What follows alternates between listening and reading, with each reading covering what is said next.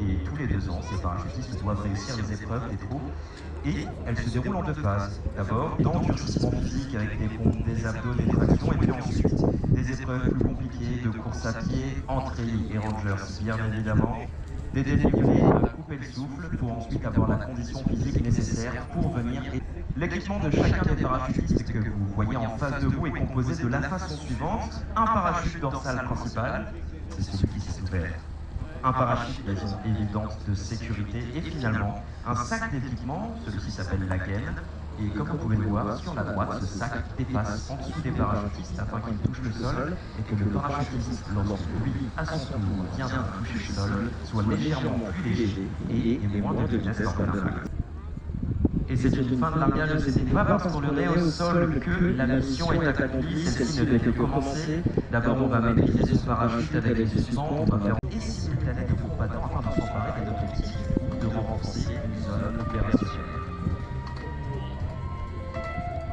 De manière générale, les pilotes qui osent sauter en avion dans les atoles, ce sont des commandos, et au sein de l'armée de l'air et de l'espace, vous pouvez les identifier assez facilement, alors que la majorité des aviateurs portent un calot avec un charognard, eux porteront un béret. Aujourd'hui d'ailleurs, ces commandos sont responsables d'une grande partie de la sécurité du site, alors si vous en croisez, ils peuvent être...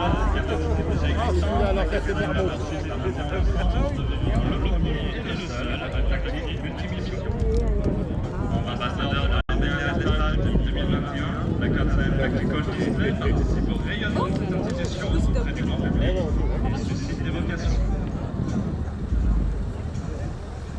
Cette présentation met en avant la 4e comme un avion tactique, mais elle souhaite également mettre en lumière le savoir-faire, le professionnalisme et l'engagement de l'ensemble des escadrons de transport de l'armée de l'air et de l'espace.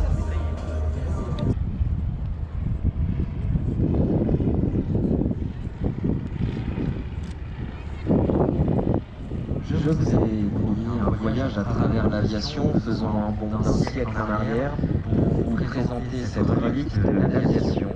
Morad possède une silhouette qui est absolument reconnaissable et cette configuration, que l'on peut trouver étonnante, offre une excellente visibilité aux pilotes et un avantage précieux dans un monde où repérer l'ennemi avant lui peut faire la différence entre la victoire et la défaite, peut faire la différence entre la vie et la mort.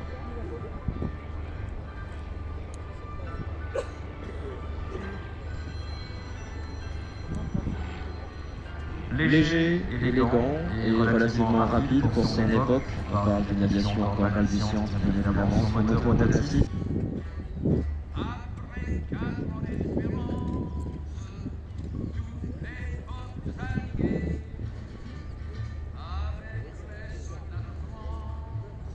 On vous a parlé des commandos tout à l'heure. Certains ont une spécialité tout à fait atypique. Ils sont des maîtres de chiens, ils sont responsables de nos amis les canidés qui vont devenir des véritables militaires à part entière. Et si vous souhaitez avoir plus d'informations sur les équipes, j'ai l'honneur de vous informer que le spectacle aujourd'hui se déroule dans le ciel, mais également au sol, à 11 h.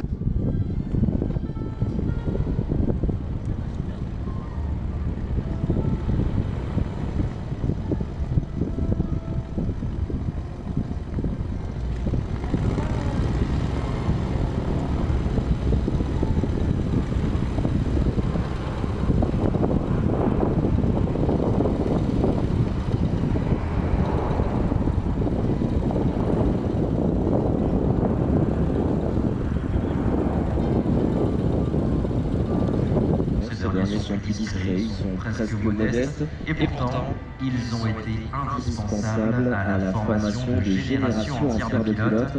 Celui-ci, le MS-317, en est un exemple absolument parlant.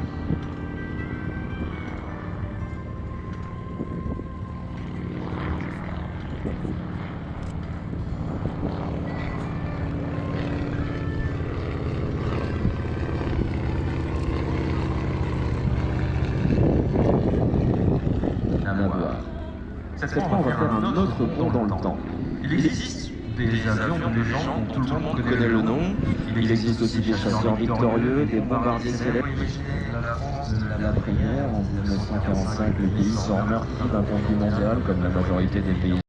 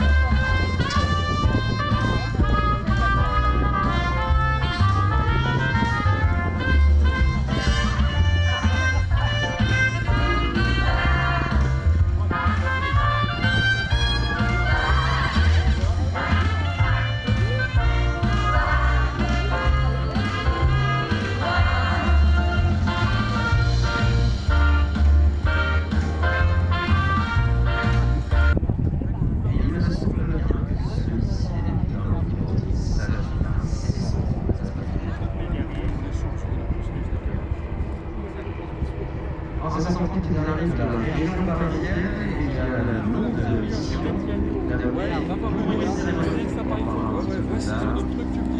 une cérémonie. En regardant le sol, et d'ailleurs le pilote, à cet instant, avec ses longues ailes, vous le voyez, celle du dessus légèrement plus grande que celle du dessous. Il vous voit, il vous regarde, il vous contemple, il prend beaucoup de plaisir à bord de ce soleil.